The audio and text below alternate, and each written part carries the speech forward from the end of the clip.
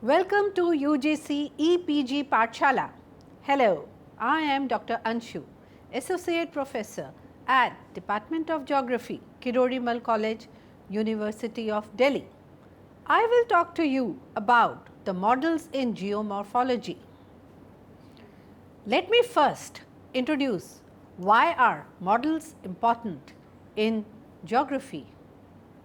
Like any other discipline, model building in geomorphology plays a very significant role. This was very vividly highlighted by various geographers. The progression of abridging real landscapes to manageable proportions is model building. Defined in a general way, a geomorphic model is a simplified representation of some aspect of a real landscape that happens to interest a geomorphologist. It is an attempt to describe, analyze, simplify or display a geomorphic system. Model building in geomorphology has been strongly influenced by the systems analysis, and system approach is most suitable to provide insights and make predictions. The dynamics of different systems are explained by these geographic models, and three major construed systems in geomorphology are identified as the natural analog system, the physical system and the general system. Let us now understand each of these construed systems individually. First, we talk about the natural analog systems. One of the most widespread methods of illuminating a given geomorphological phenomenon is to interpret its significant or characteristic features through some analogous natural system that is believed to be easier, better known or in some difference more voluntarily observable than the original. By such reasoning, we see how classifications, which means that like objects are grouped together for the purpose of making some general statements about all of them, outline a fundamental part of one type of model building. There are two classes of natural analog systems, the historical and the spatial analog system. What are historical analogs? These collectively explain geomorphic phenomena with respect to their assumed positions in time controlled sequences on the postulation that what has happened previous to the current situation will happen again, or that what existed in the past and had application and importance then has relevance to what exists now. Consequently, the phenomena under reflection is viewed as part of a progression of real, individual but interrelated events. It is after all the strongest instructive motor of geomorphology that past landscapes can to a large extent be entirely understood with reference to the present ones. Wills in 1929 has efficiently used analogies with present deserts and illustrates and gives details of late Carboniferous and Permian landscapes of Britain. From another point of view, it might be argued that present landscapes can be better understood with reference to past ones, and recently Ambrose has suggested that the sedimentary stripping of the sub-Ordovician paleoplain of the Canadian Shield is reactivating an ancient topography that is practically intact. The other class of natural analog system is spatial analogs. The spatial analogs connect one set of phenomena with other on the assumption that observations at another place are easier to make or simpler in character than those of the preliminary, or that resemblance with other areas believed to be in some way analogous will allow one to make more confident and meaningful generalizations about the original area. It is in this last sense that the classificatory character of this segment of model building appears most clearly. The most widespread form of spatial analog model is that in which adjacent flanking areas are grouped together on the assumption that each unit can be understood in terms of generalizations about some larger region of which it forms a part. Consequently, on the continental scale of morphotectonics and on the regional scale, for example, structural geomorphology, individual landforms are grouped into tectonic or structural provinces. An additional type of geomorphic spatial analog is the so-called natural model, in which what are believed to be characteristic assemblages of landform units are identified and presented as type assemblages. Now, the second construed system in geomorphology that we talk about is the physical system. The physical system approach is most perceptibly associated with conventional scientific method and was the first to be applied to quantitative data in earth sciences, particularly in the 1930s and 1940s. This approach is based on the view that research can best be pursued by dissecting the geomorphic problem structure into its component parts, such that the operation of each part and interactions between parts can be pragmatically examined, showing the way to a full synthesis of the components into a working system. It is expedient to divide the physical system investigations into three often interrelated types: those in which the significant structural elements are substantiated into a hardware model, mathematized into a mathematical model, or subjected to field observation under some expedient experimental design. Now, we will examine each one of these three models of physical system in detail. First, we discuss about hardware models. It has been seen that geomorphologists, like all scientists, construct models at various levels of abstraction.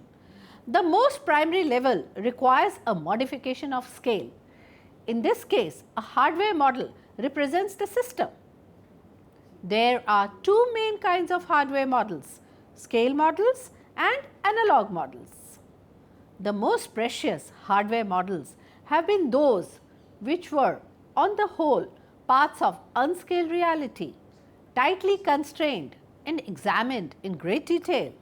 The two most obvious instances of this are Bagnall's wind tunnel observations on sand movement and Schum's investigation of the erosional forms and transformation of the Perth Amboy Badlands in 1959.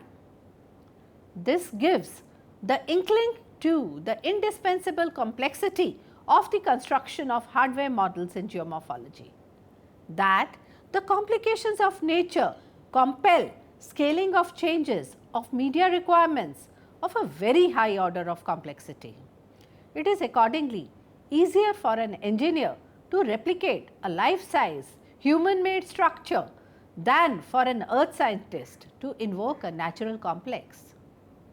Scale models are almost accurate replica of a section of the real world, which they bear a resemblance to in some very palpable respect, and the similarity may from time to time be so close that the scale model becomes simply a rightfully controlled portion of the real world. The most understandable geomorphic benefits of the use of scale models area are the elevated level of control which can be achieved over the simplified experimental conditions and the manner in which time can be compressed. The wide-ranging problems of scaling and of dimensional similarity have been comprehensively treated by Murphy, Wilson, Duncan, Langhar, and in particular references to earth science by Hubbard and Strahler. The major issue in scale models is that the changes in scale affect the relationships between certain properties of the model and the real world in various ways, such that, for example, the kinematic scale ratios perform differently from linear scale ratios. Identical difficulties are involved which attempt to produce meaningful dynamic scale ratios. Such disagreements can be generally avoided in any of the three interrelated ways. Firstly, a deformation of one significant attribute can be reduced or eradicated by distortion of another attribute. For example, a deformation of the vertical linear scale of river models enables the effects due to turbulence to be more or less faithfully reproduced. The second and the most significant way in which analogous model ratios can be fashioned is by dimensionless combination of attributes. Consequently, a combination of density, velocity, depth and viscosity permits gluey effects to be perfectly reproduced, and a combination of velocity, length and acceleration of gravity is important where gravity effects need to be accurately scaled in the model. Thirdly, one or more of the medium can be changed in the model to aid the true scaling of other effects, but such considerations naturally lead one into the second type of hardware model, the analog model. Problems of scaling natural geomorphic phenomena give details the malfunction of attempts to reproduce entire fluvial landform associations and their transformations, and why the most successful work has evolved attempts to reproduce restricted features like river meander bends and beach segments. Now, what are scale or iconic models? These are diminutive or every now and then extremely large copies of systems. They may be at variance from the systems they represent, merely in terms of size. Relief models, which are made out of a suitable material such as plaster of Paris, have been used to symbolize topography as a three-dimensional surface. It is not necessary that scale models have to be static. Models fashioned by utilizing material similar to those prevalent in nature, but the dimensions of the system scaled down, can be utilized to kindle a behavior that is not static. Other scale models use natural materials, but the geometry of the model is divergent to the geometry of the system it replicates. The size of the system is scaled down by the investigator. The procedure of plummeting the size of the system possibly will create a number of uncomfortable situations with respect to scaling. For example, a model of the Severn estuary made at a scale of 1:10,000 can be no trouble conserve geometrical and topographical relations. On the other hand, when adding water, an actual depth of water, say 7 meter, is represented in the model by a layer of water less than 0.7 mm. In such a thin layer, surface tensions will cause massive issues, and it will be impractical to set aside range and uniformly material scale down to represent. The real system would be so minute that a large amount of it would float. These issues of scaling are frequently surmountable to a definite extent at least, and scale models are used to imitate the behavior of an assortment of geomorphic systems. For example, scale models have assisted studies of dynamics of rivers and river systems using waterproof troughs and flumes, and supported studies of talus slopes. Analog models are further abstract scale models. Analog models engage radical changes in the medium of which the models is constructed.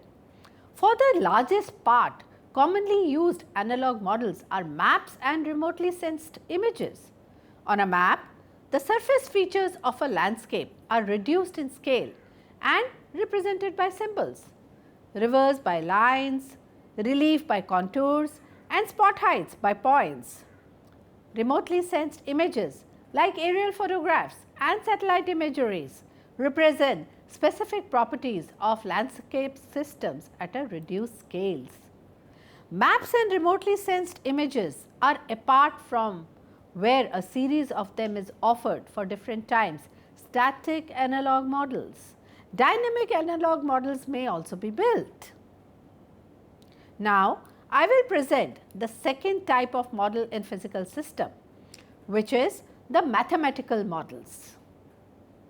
A mathematical model can be defined as an abstraction as it substitutes objects, forces, events by an expression containing mathematical variables, parameters and constants involving the acceptance of a number of idealizations of variety of phenomena studied, and in assigning to the assortment of entities involved some austerely defined property. The indispensable features of the phenomena are then equivalent to the relationship between firm abstract symbols which can be written down. The phenomena in consideration bear a resemblance to closely something enormously basic with very few attributes. The resemblance is so accurate that the equations are a kind of working model from which we can forecast features of the real phenomena which we have never observed. The general type of geomorphic mathematical model is the one which concerns some simplified statement of definite significant features of the real world, which can be transformed according to assumptions concerning the fundamental operations of the system, yielding by checking the model forecast against the proper real world situations. Some information about the primary mechanisms engaged and the sequence of geometric changes to which the earth's surface experiences with the passage of time are integral to this model.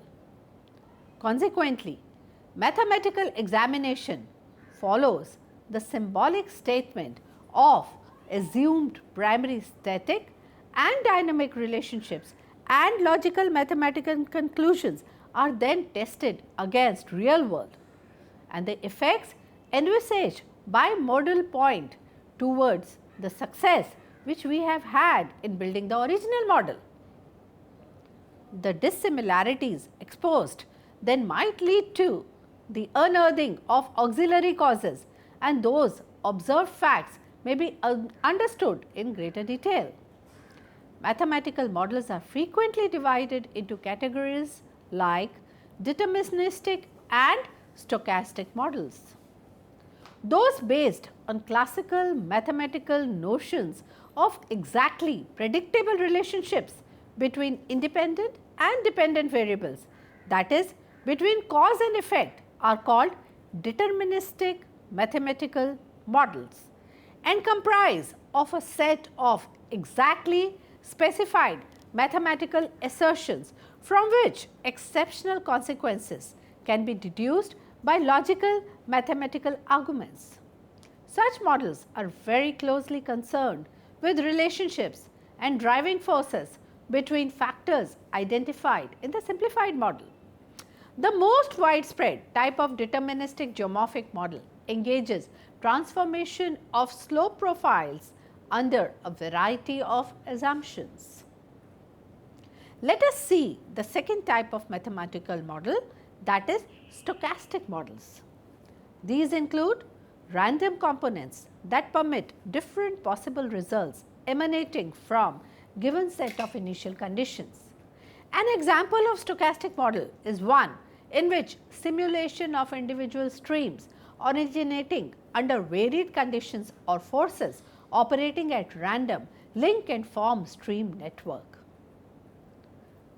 The third type of construed physical system is the experimental design model.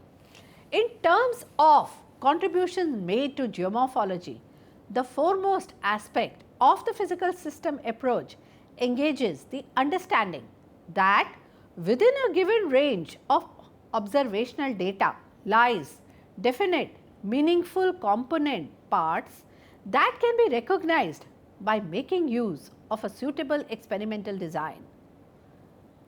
On the basis of the experimental design, constructed with reference to some conceptual model of nature of difficulty and appropriate operational definition of its component parts, numerical data is collected, checked with respect to their scalar and number system distinctiveness, and a data matrix is composed. This data structure is frequently analyzed by regression type statistical technique to construct a simple variable system in which workable correlations are acknowledged, engaging the course and strength of assumed causation. Let us now look at the most important and commonly referred approach in geomorphology, the general systems approach. The general systems approach to study of landforms rests upon some extensive attitude to group of geomorphic phenomena which is obtained as the consequence of experience or insight. For this reason, the prominence lies in the organization and operation of the system as an entire system or as linked components to a certain extent rather than in detailed study of individual system elements. A geomorphic system is then an inclusive composite of landforms which operate together according to some apparent pattern, energy and matter input into the system, giving rise to a predictable system response in terms of internal organization and consequential energy and matter output. Geomorphic systems can be regarded as part of the supersystems and as being comprised of subsystems. Subsystems are consequently the indispensable components of a system and can be acknowledged as distinct input-output linkages.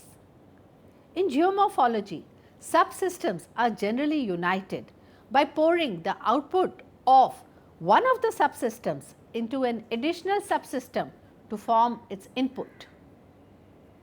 When interest in the subsystem operations is extremely detailed, the systems approach is substituted by the experimental design model.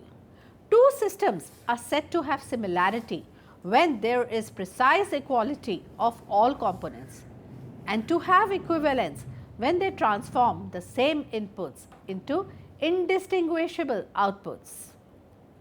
Synthetic system, partial system and black box are components of general system, and here we talk about them in detail. First, we see what are synthetic systems. Synthetic systems in their preliminary phases exhibit similarity with experimental design models, being involved with recognizing allegedly critical features of structure of geomorphic phenomena together with their sampling and analysis. The purpose of synthetic systems research, on the other hand, goes further than this, in that its objective lies in synthesis of analyzed structure and extension and generalization of conclusions to the point of making process response models.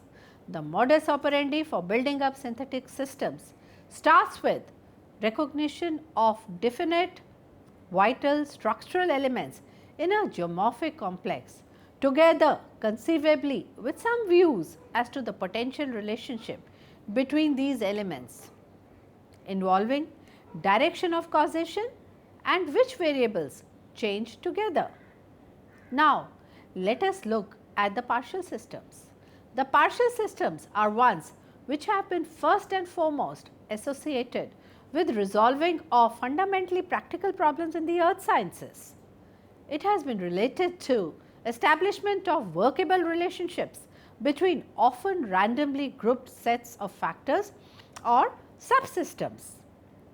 detailed knowledge of subject of internal functioning of these subsystems is not regarded as obligatory, but the attainment of precise information about interrelationships between these subsystems allows one to recognize and forecast the behavior of the entire system under different input conditions.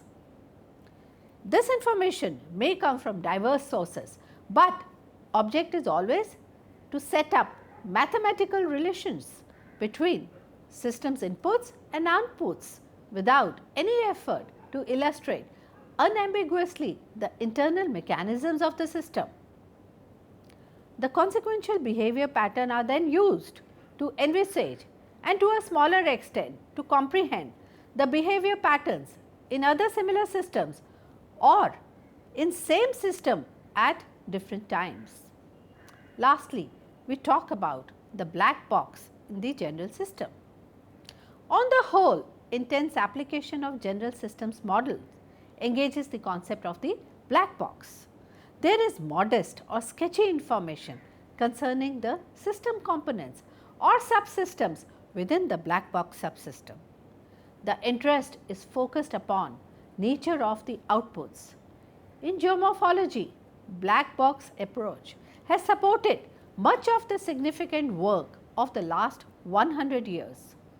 Such work has been characterized by broad perspective leaps wherein decisions are taken on the subject of supposed dominant characteristics of broad landform assemblages.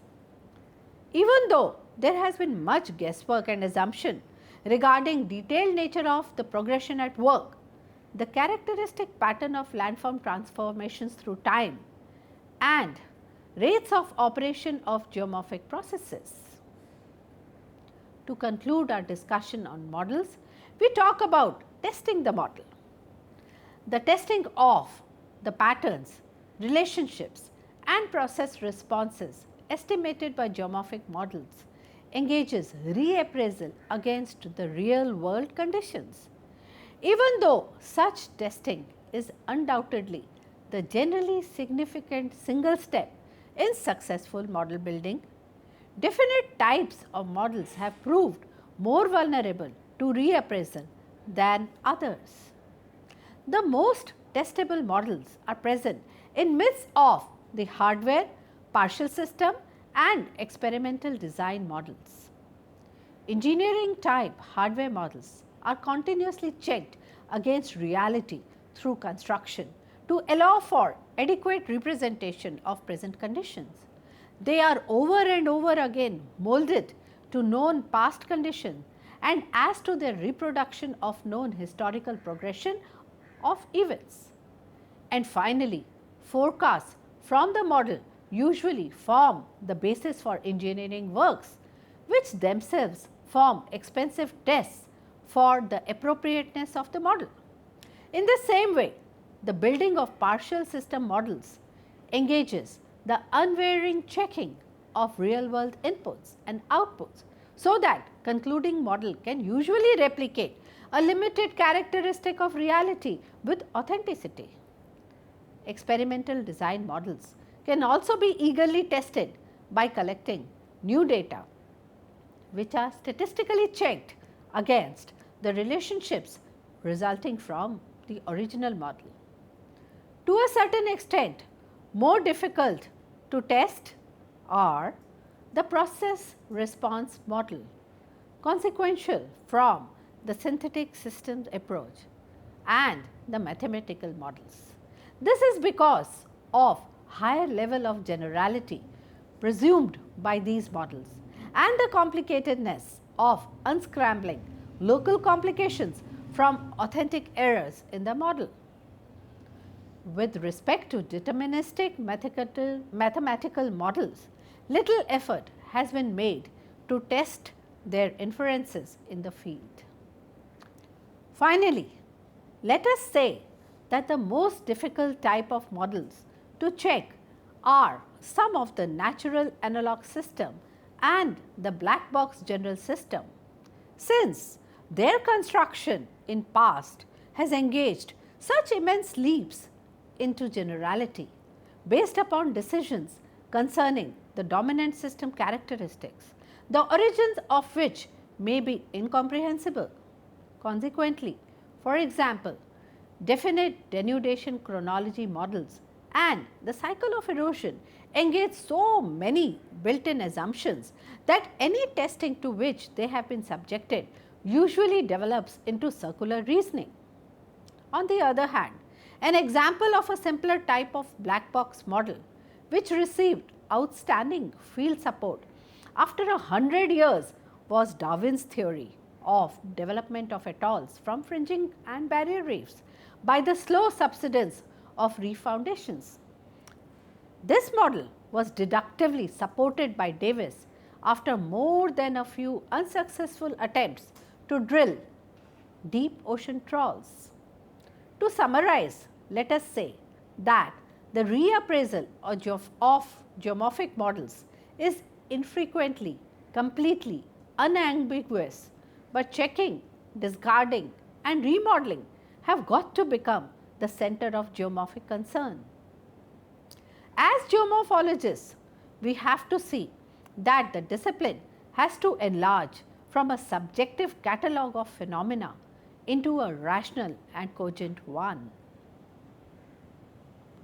I thank you all for listening to this module on models in geomorphology and wish you happy learning.